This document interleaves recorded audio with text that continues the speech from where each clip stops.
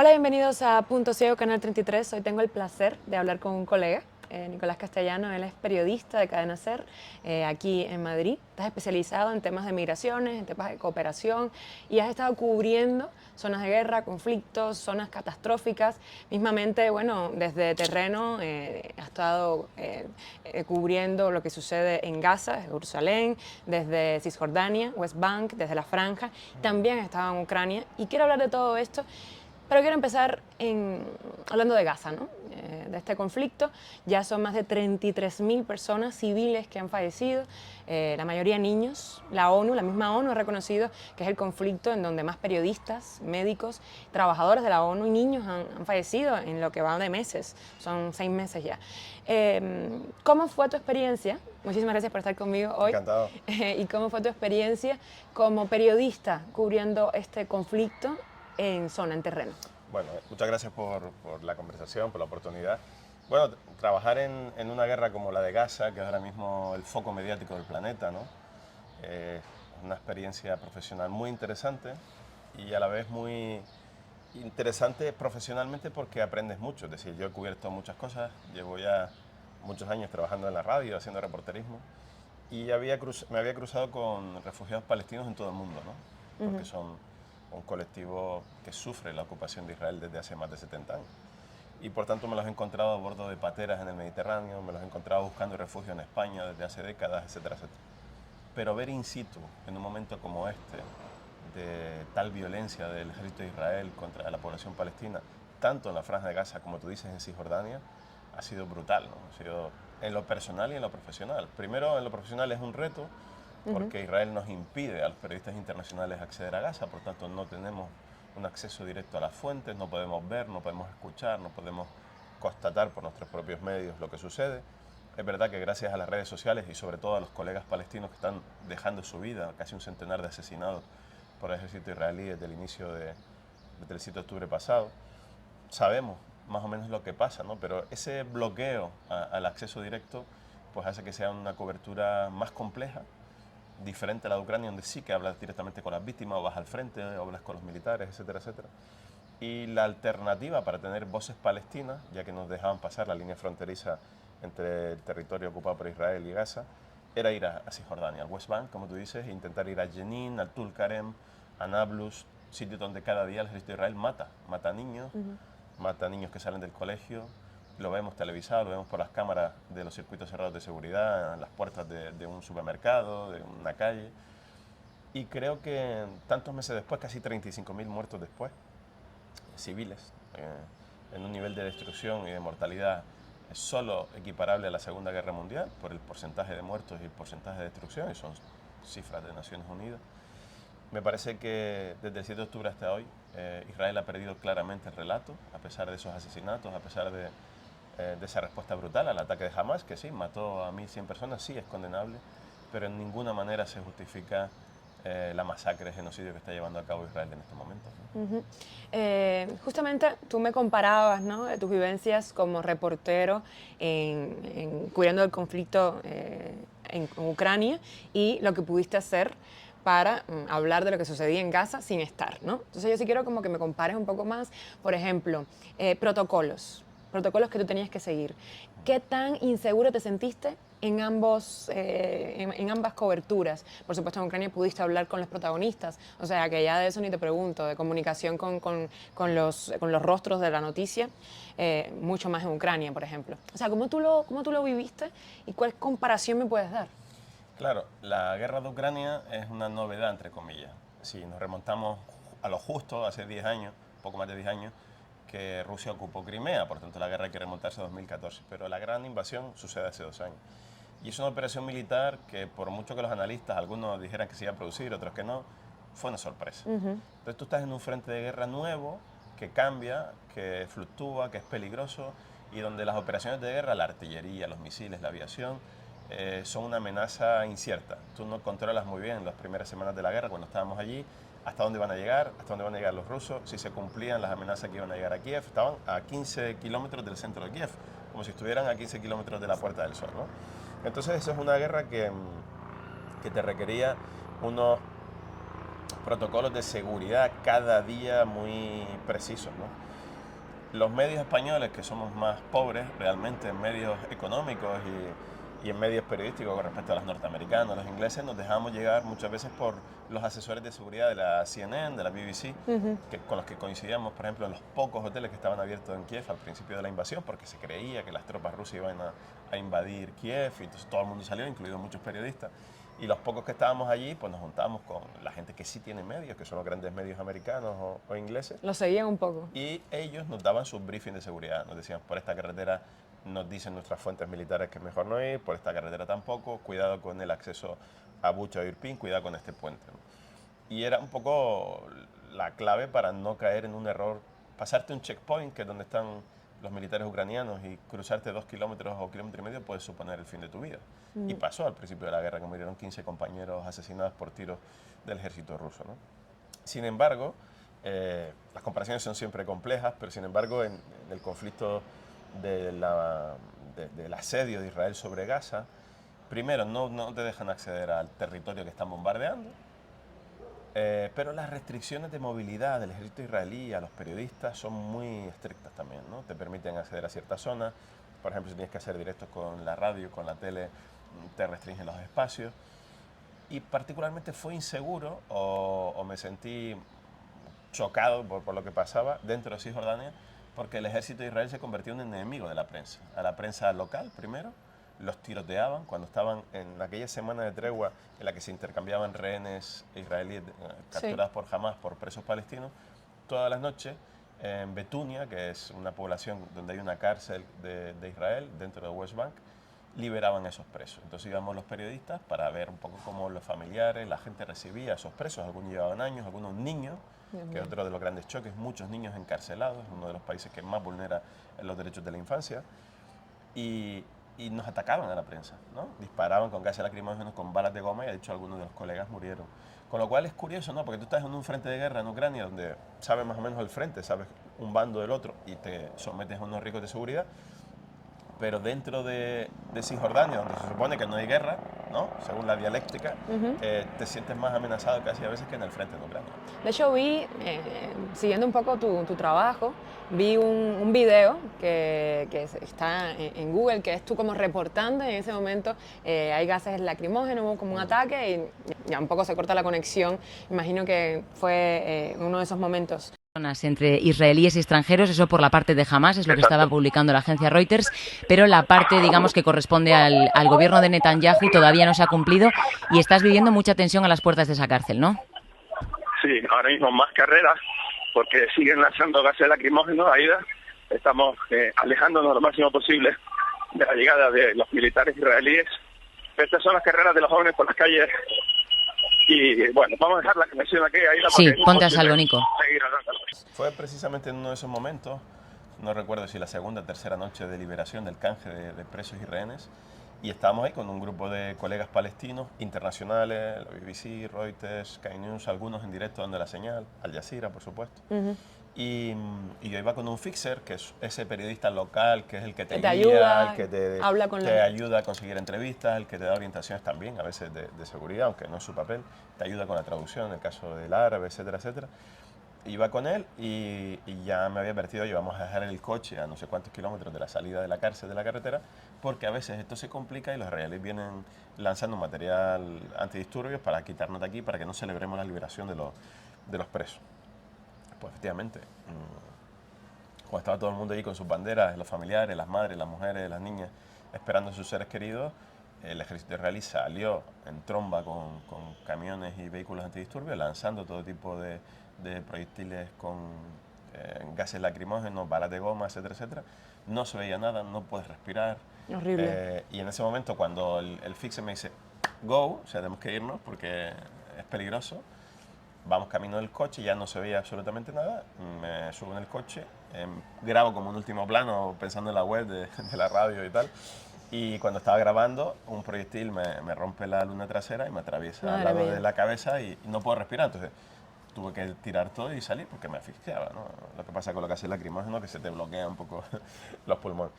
Evidentemente no era un ataque contra un periodista español X, ¿no? Pero lo que significa es la vulneración del derecho a la información que sufren cada día los palestinos y los colegas palestinos que arriesgan su vida porque el ejército de Israel considera de manera absolutamente, no sé cómo llamarlo, ¿no? Pero deleznable, considera que los palestinos no son seres que tienen que informar o ser informados, ¿no? Y el desprecio y el asesinato de periodistas palestinos ponen en evidencia que Israel no respeta la libertad de prensa, ¿no? Ninguna libertad. Sobre esto quería hablar, ¿no? Cómo el gobierno de Israel y algunas personas en redes sociales pueden ver a estas a los palestinos, ¿no? De repente hay mucho hate, de repente en redes sociales y por supuesto afuera, porque si no, no existiera adentro, hay hate, es como que las personas han tomado, se han polarizado y no han visto esto como algo humanitario, sino como político. De repente si tú dices no al genocidio, eres antisemita y recibes hate. Yo lo he recibido, que no soy nadie. Entonces sí quiero preguntarte cómo lo has vivido tú, si lo has sentido, cómo lo has percibido, porque de repente yo siento como que se ha perdido un poco el valor de la vida, ¿no? En plan, no, sí, bueno, ¿y qué iban a hacer? Hay una justificación porque hubo un ataque y murieron inocentes que se condenó. Hay una justificación de que entonces pueden morir 33.000 civiles del otro lado y que desde cuándo nosotros ahora justificamos que haya escudos humanos. Nunca se ha hecho. ¿Por qué ahora? Entonces, ¿cómo has visto tú este hate? ¿Cómo lo has vivido? El odio hoy en día se insufla de manera muy acelerada a través de las redes sociales. La guerra se ve desde el sofá muy cómodo. La gente opina muy cómoda desde la barra de un bar, desde su dispositivo, su teléfono, su tablet, sobre todo desde la deshumanización. Si a ti te hablan de cifras como una masa, si no escuchas su nombre, si no ves su cara, puedes llegar a deshumanizar el sufrimiento de esas miles de personas. Pero fíjate, incluso con esa producción de imágenes tan brutal de asesinatos de niños, de restos de niños, de cadáveres, de esos cadáveres recién envueltos con sábanas blancas y esas madres despidiéndose de esos hijos, ¿no? Como ha pasado con el último premio World Press Photo, etcétera, etcétera. Incluso con ese caudal de imagen, hay gente que luego se posiciona como si fuera un gatillo fácil, ¿no? Pues estos son los buenos y estos son los malos. Esto quizás es un análisis más para sociólogos que para periodistas, ¿no? Pero la producción informativa, la cantidad de noticias que realmente tenemos a nuestra disposición para hacernos un juicio un poco más objetivo de lo que pasa es mucha. El tema es por qué no queremos saber, por qué queremos, lo dice Martín Caparrós, ¿no? Muchas veces tenemos un acceso a la información más rápido que nunca en nuestros dispositivos móviles, pero no quieres saber, no quieres mirar realmente el por qué pasan las cosas. Y lo que está pasando con la población gazatí no responde solo al ataque de Hamás del 7 de octubre. No es creíble que el ejército con mejores medios militares y de inteligencia del mundo, junto con Estados Unidos, junto con Francia, junto con Rusia, que es el de Israel, no sea capaz de detener a los cabecillas de Hamás en operaciones precisas, ¿no? Cuando quiso atacar la legación diplomática iraní, que mató a alguno de sus responsables, fue muy precisa en el ataque al consulado y mató a quien quería matar, ¿no? Que, por cierto, es un motivo de una causa belli. Por cosas como esta se declaran guerras y luego nos parece mal que Irán responda, ¿no? Que tampoco lo justifico, pero...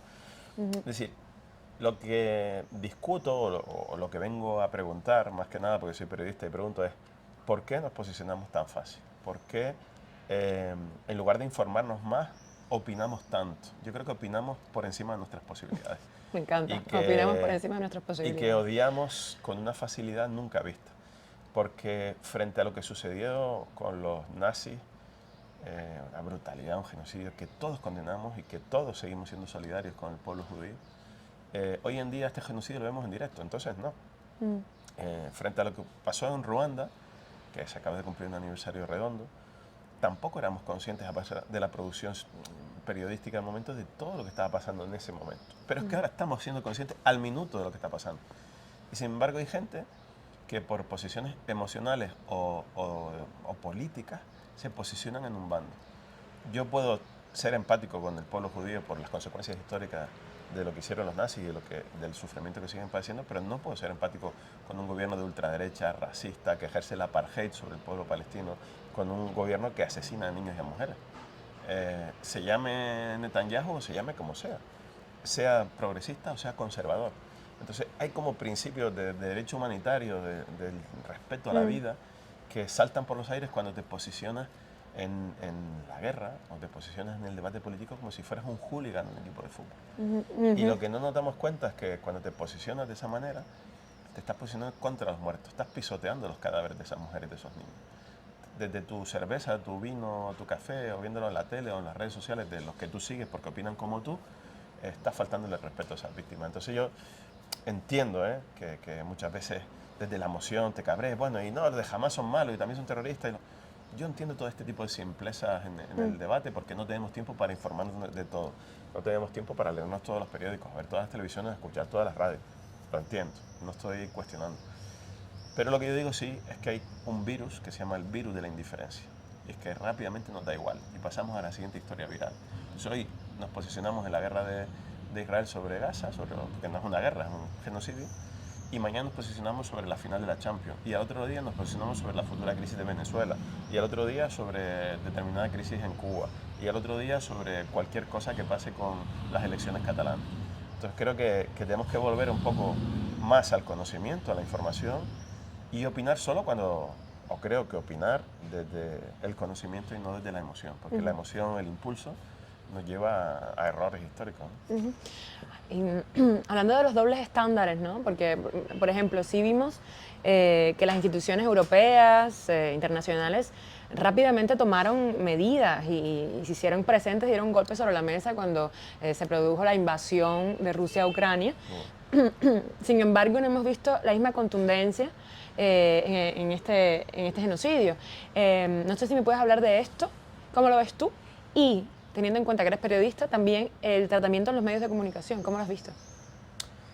Estamos hablando de unos intereses en torno al pueblo judío que no solo afectan a Israel.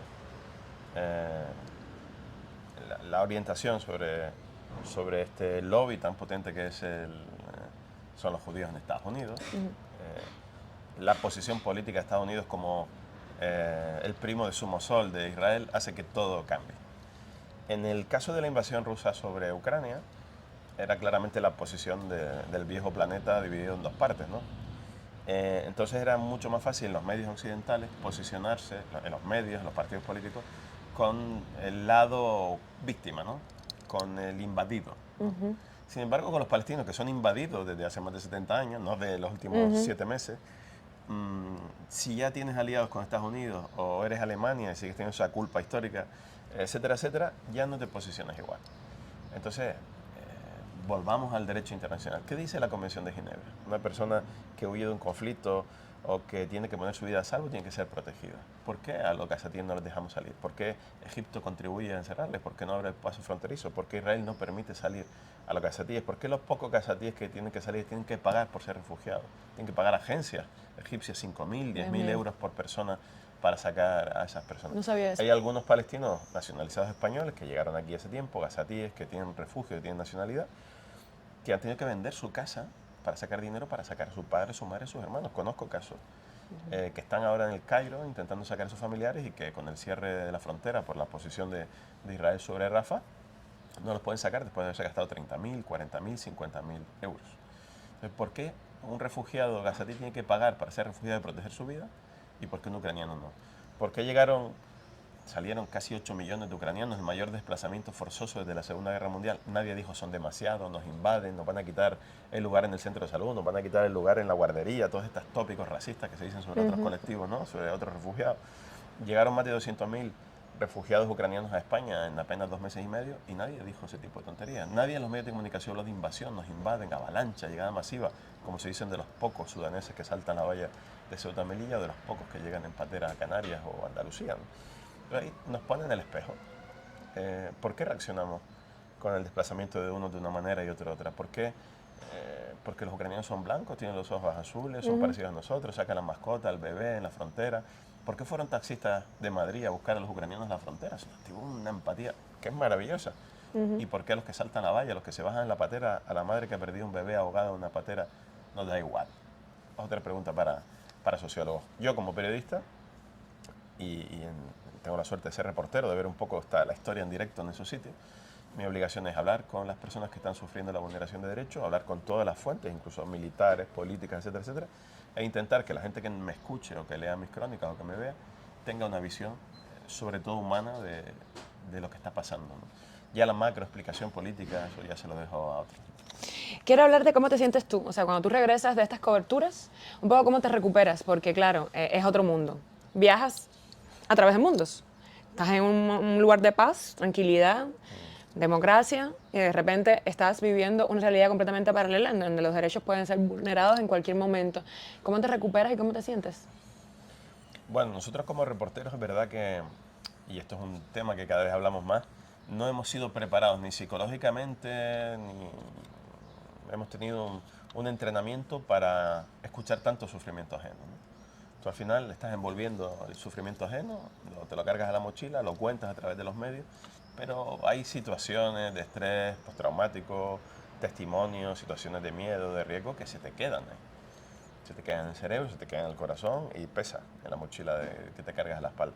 Entonces sí que creo que sería interesante para futuras generaciones de reporteros, etcétera, etcétera, cierta formación en esta materia, ¿no? Ahora, cuando yo comparto conferencias, charlas, clases en el máster del país o en el máster de la Nebrija que tenemos con la cadena SER, etcétera, etcétera, pongo la incidencia de, oye, hay que prepararse, ¿no? No es solo tener cierta destreza sobre el conocimiento militar, que es un tanque, que es un misil, qué tipo de misil o qué tipo de granada, o qué tipo de blindados, etcétera, etcétera, sino también saber que vas a hablar con personas que están sufriendo vulneraciones de derechos, que tienes que escuchar con respeto, que tienes que identificar muy bien si quieren dar realmente su nombre o no, su cara o no, si le estás poniendo de riesgo cuando cuenta su historia.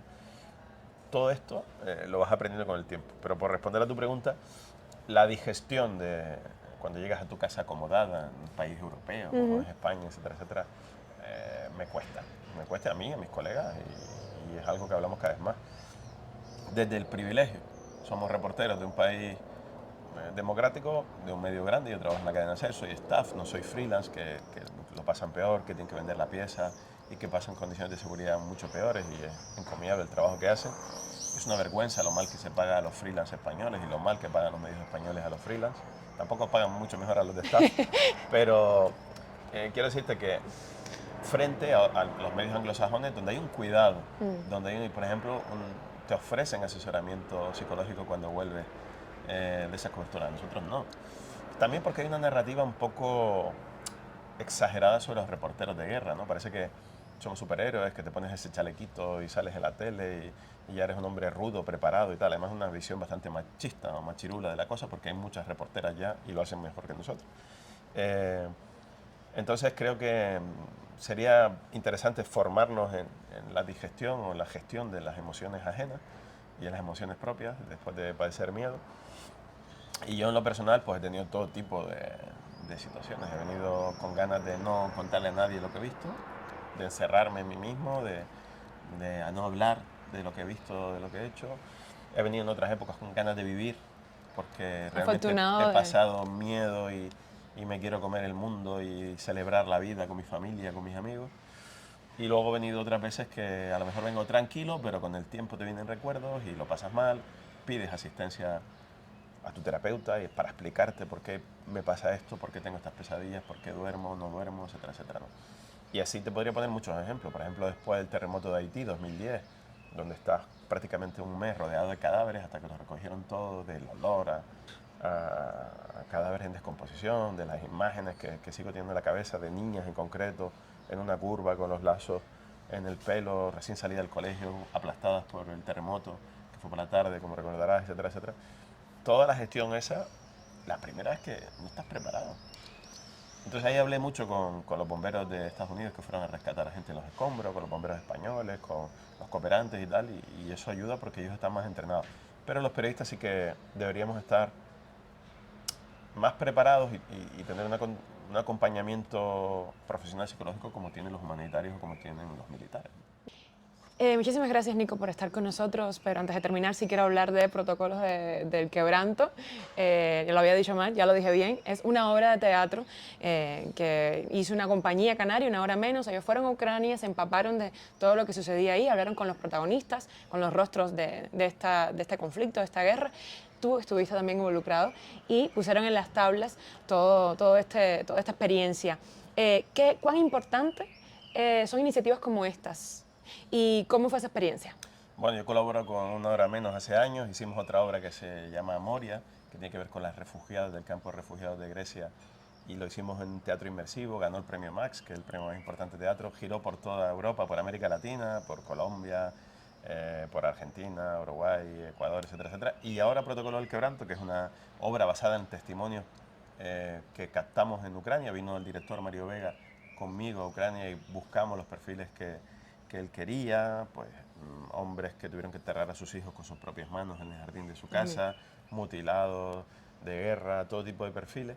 Él creó esta dramaturgia que está girando por España y que también va a girar por América Latina a partir de octubre por 14 países. Así que esta compañía cumple 25 años, es una compañía que tiene compromiso social y que me parece interesante porque la cultura no puede estar ajena al momento que vive. Entonces, la realidad de las migraciones, la xenofobia, el racismo, el odio, las injusticias, los genocidios, las víctimas de guerra, volver a una agenda bélica mundial como la que hemos vuelto después de unas décadas de bastante paz en el mundo, a pesar de que siempre ha habido conflictos, pero mucho menos que los que hay ahora. Me parece que la cultura tiene que tener un compromiso social, los escritores, el teatro y los periodistas, en la medida que somos fuentes de esas compañías de teatro, de esos creadores, pues en la medida que te sigan llamando para contribuir con tu visión, porque todos tenemos nuestra visión. Mi visión es la de, o mi línea roja es la de respeto a los derechos humanos. Y si puedes contribuir a eso a través de una compañía de teatro que al final da la vuelta al mundo, pues maravilloso. Muchísimas gracias por tu trabajo y por este ratico que me has regalado. Muchísimas gracias a ti.